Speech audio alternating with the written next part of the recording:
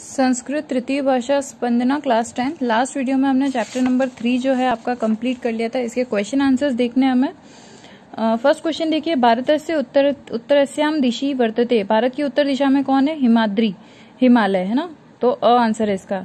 गायंती देवा किल गीत कानी, ये जो आपका श्लोक था वो कहाँ से लिया गया है? तो विष्णु पुराण से लिया गया है। अपि स्वर्णमयी लंका इत्यादो का किम प्रबुदेते। स्वर्णमयी लंका के लिए किसके लिए कहा गया है? राम और लक्ष्मण के लिए, कि उन्होंने स्वर्णमयी सोने की जो लंका थी उसका भी त्याग कर दिया था। समान संस्कृति मताम जनानाम पितृभ्यो न गंधते निगद्यते।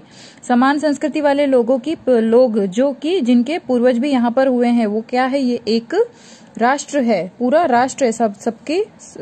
सबकी जो पूर्वजों की भूमि है उसे मिलाकर ही राष्ट्र कहा जाता है। राष्ट्र से उत्थान पतनयोः अवलंबः क वर्तते।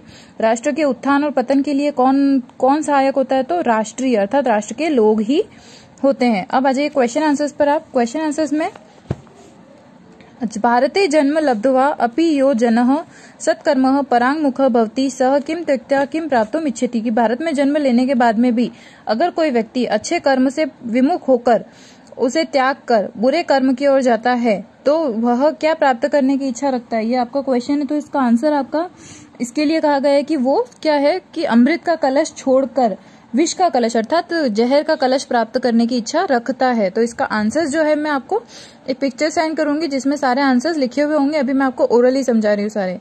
विद्या यह प्रकार द्वयम किम अस्ति। विद्या के दो प्रकार कौन कौन से हैं? तो शस्त्र विद्या और शास्त्र विद्या। पृथ्व्याम सर्वमानवाः स्वम स्वम चरित्र कस्य सकाशात शिक्षरेन। कि पृथ्वी पर सभी जो मानव हैं वो अपने अपने चरित्र की शिक्षा किससे ग्रहण करते हैं? तो इसका आंसर है कि पृथ्वी पर सभी मानव अपने अपने चरित्र की शिक्षा अपने देश में जो जन्मे लोग हैं उन्हीं से करते हैं। स्वर्गादपि गरीयसी, स्वर्ग से भी बढ़कर कौन है? तो जननी और जन्मभूमि स्वर्ग से भी बढ़कर है। जननी जन्मभूमिश्च इसका आंसर होगा। कया विना स्वनिकट स्थितम राष्ट्रम जनाः न पश्यन्ति। किसके बिना लोग अपने पास में स्थित राष्ट्र को भी नहीं देख सकते हैं? तो इसके लिए कहा गया है कि ऐसे लोग जो अपने राष्ट्र की दृष्टि, जिनके पास में राष्ट्र के हित की दृष्टि नहीं है, वो अपने पास में स्थित राष्ट्र को भी नहीं देख सकते हैं। राष्ट्रे कस्य स्वत्वम न भवितुम शक्नोति। कि राष्ट्र में किसका स्वामित्व नहीं हो सकता है? तो इसके लिए कहा गया है कि पिता की भूमि, पुण्य भूमि का, ये दोनों जो जिनके भाव नहीं होते राष्ट्र के प्रति, उनका स्वामित्व नहीं होता है। कि राष्ट्र के प्रति अगर हम नहीं मानते कि हमारे पिता की भूमि या पूर्वजों की भूमि है तो ये राष्ट्र हमारा नहीं हो सकता है। शास्त्र चर्चा कदा भवति कदा प्रवर्तते। राष्ट्र की चर्चा कब होती है? तो जब राष्ट्र सुरक्षित होता है शस्त्रों से और शास्त्रों से, तो राष्ट्र की चर्चा होती है।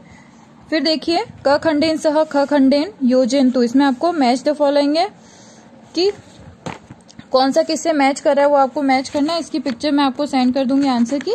नेक्स्ट देखिए,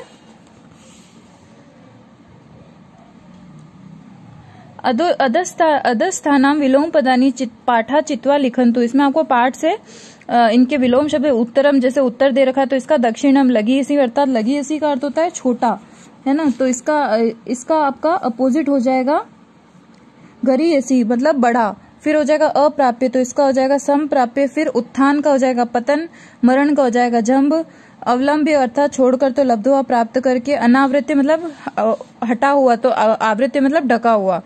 फिर देखिए इसमें आपको अधस्तन वाक्येषु स्थूल पदादृत, स्थूल अर्थात जो आपके डार्क वर्ड, जो बोल्ड जो वर्ड्स दे रखे उनको हटाकर आपको यहाँ पर क्वेश्चन वर्ड यूज करते हुए इनसे क्वेश्चन फ्रेम करने हैं। जैसे हिमालयाद समारभ्य इंदु सरोवर तावत। इसमें हिमालयाद को हटा के आपको क्वेश्चन वर्ड लगाना है, तो यहाँ पर आएगा कस्माद समारभ्य। फिर है धन्यास्तु ते संति, तो ते की जगह क्या हो जाएगा? के। मे न रोचते, तो केन न रोचते। कस्मै न रोचते, किसे नहीं रुचिकर लगता है। शस्त्रेण रक्षिते राष्ट्रे शास्त्र चर्चा च प्रवर्तते। कि शस्त्र से और शास्त्रों से राष्ट्र की चर्चा होती है। तो इसमें आपका क्वेश्चन बनेगा केन से बनेगा कि किससे राष्ट्र की चर्चा होती है। नेक्स्ट आ जाइए निबंधात्मक क्वेश्चन। इसके आंसर्स मैं आपको दे दूंगी लिखकर, पिक्चर सेंड कर दूंगी। आपको क्वेश्चन समझा रही हूँ मैं। भारतवर्षस्य भौगोलिक स्थिति पठित श्लोका आधारेण वर्णयतु। कि भारत की भौगोलिक स्थिति कैसी है? तो हमने एक श्लोक में फर्स्ट वाला जो श्लोक था उसमें पढ़ा था कि ये हिमालय के उत्तर में और हिंद महासागर के दक्षिण में स्थित है। ये इसकी भौगोलिक स्थिति है। पठित श्लोकामृत्य राष्ट्र की परिभाषा लिखनी है आपको पठित श्लोक के आधार पर। तो इसका आपका आंसर है समान संस्कृति वालों की जिनकी पैतृक भूमि होती है वही राष्ट्र कहलाता है। कि जो अपनी भूमि को क्या समझते हैं, अपने पैतृकों की भूमि समझते हैं, उनके लिए ही ये राष्ट्र होता है। फिर इसमें आपको एक श्लोक दे रखा है, इसका आपको हिंदी अनुवाद लिखना है। ये श्लोक आपको आपकी बुक में मैंने जब पढ़ाया था तब बता दिए थे सबके अर्थ, तो आपको वो लिखना है। और भी मैं आपको लिखकर पिक्चर सेंड कर दूंगी। भारतवर्ष से प्रशंसायाम एक पद्यम लिखत, इसमें आपको श्लोक नंबर जो 6 है आपका वो लिखना है। उसमें पूरे भारत की विशेषताएं बताई गई है। अब देखिए इसमें संधि विच्छेद करके संधि का नाम लिखना है। चेव च प्लस एव, वृद्धि संधि इसमें धन्यास्तु, धन्य प्लस अस्तु, धन्य प्लस अस्तु, इस धन्यास्तु विसर्ग संधि इसमें। फिर है भवत सर्वदा, इसमें भवत प्लस सर्वदा, फिर भवत प्लस सर्वदा। फिर देखिए जन्मभूमिश्च, जन्मभूमि ही प्लस च।